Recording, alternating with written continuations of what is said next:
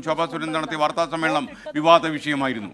അപ്പോൾ അങ്ങനെ വിശകലന യോഗത്തിൽ 3-ാം സ്ഥാനത്തേക്ക് ആരിഫ് പിന്തള്ളപ്പെട്ടു കഴിഞ്ഞു എന്ന് ബോധ്യപ്പെട്ട ഒരു സാഹചര്യത്തിലാണ് അവർ ഒരാളെ ഇറക്കിക്കൊണ്ട് ശോഭാ സുരേന്ദ്രനെ എങ്ങനെയെങ്കിലും മാനസികമായിട്ട് തളർത്താൻ സാധിക്കുമോ എന്നുള്ളതിനെ കുറിച്ച് അവർ റിസർച്ച് നടത്തിയത്. ആലപ്പുഴ പാർലമെന്റ് മണ്ഡലത്തിൽ കേരളത്തിന്റെ ചരിത്രത്തിൽ ആദ്യമായി 48,000 കോടി രൂപയുടെ വികസന പാക്കേജാണ് ഞാൻ പ്രഖ്യാപിച്ചിട്ടുള്ളത്. 5,000 കോടിയുടെ ദേശീയ ജലപാത, അത് സാഗർമാല പദ്ധതിയുമായിട്ട് കണക്ട് ചെയ്യപ്പെടും. 2,000 കോടിയുടെ ഡിജിറ്റൽ പാർക്ക്. ആലപ്പുഴ പാർലമെന്റ് മണ്ഡലത്തിൽ ഞാൻ അവതരിപ്പിച്ചിട്ടുള്ള വികസന രേഖയിൽ പ്രത്യേകമായിട്ട് സ്ത്രീകൾക്ക് വേണ്ടിയിട്ട് പാക്കേജ്. ഇത് ദേശീയ തലത്തിൽ ഭാഗ്യവശാൽ ഇന്ത്യയുടെ പ്രൈം മിനിസ്റ്ററുമായും അതുപോലെ തന്നെ അമിത്ഷാജിയുമായിട്ട് പോലും സംസാരിക്കാൻ സാധിച്ച ഒരു സാധാരണക്കാരി എന്നുള്ള രീതിയിൽ ഞാൻ വളരെ എന്താ പറയാ, ഇത്രയും കാലത്തെ പ്രവർത്തനത്തിൽ എനിക്ക് മോദിജിയുടെ ഒരു കത്ത് വന്ന സമയത്ത് അദ്ദേഹം അതിൽ എഴുതിയിരിക്കുകയാണ്, ഭയപ്പാടില്ലാതെ പൊതുപ്രവർത്തനത്തിന് നേതൃത്വം കൊടുക്കുന്ന ശോഭയെ എനിക്ക് എന്റെ ടീമിൽ, അതായത് അസറ്റായിട്ട് ഞാൻ കരുതുന്നു എന്നുള്ള ആ 3 വരി മാത്രം മതി എന്റെ പൊതുപ്രവർത്തന ജീവിതത്തിൽ ഏറ്റവും വലിയ സർട്ടിഫിക്കറ്റ് ആയിട്ട് ഞാൻ അതിനെ ഏറ്റുവാങ്ങുന്നു. ആ ഒരു പാക്കേജ് ആലപ്പുഴ പാർലമെന്റ് മണ്ഡലത്തിലെ വികസനത്തിന് വേണ്ടി ജനങ്ങൾ, പൌരന്മാർ ഏറ്റെടുക്കുമെന്ന് എനിക്ക് ശുഭാപ്തി വിശ്വാസമുണ്ട്.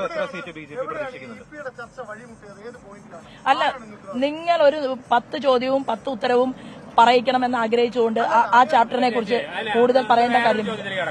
അതായത് ഇപ്പൊ 3 വാചകം മോദിയെ കണ്ടു എന്ന് പറഞ്ഞല്ലോ, അത് കണ്ടിട്ട് നമ്മുടെ പാർട്ടിക്കകത്ത് ആർക്കെങ്കിലും അസ്വസ്ഥത ചേച്ചിയോടുണ്ടായിട്ടോ? അവരാണോ അവരും കൂടി ഉൾപ്പെട്ടതാണ് ഈ വിവാദത്തിന്റെ പുറകില്? അല്ല, പാർട്ടിക്കകത്തുള്ള ഞങ്ങളുടെ ഭാരവാഹികൾ, ഞാൻ നേരത്തെ പറഞ്ഞത് ഇരുമ്പുമറയുള്ള പ്രസ്ഥാനമൊന്നുമല്ല.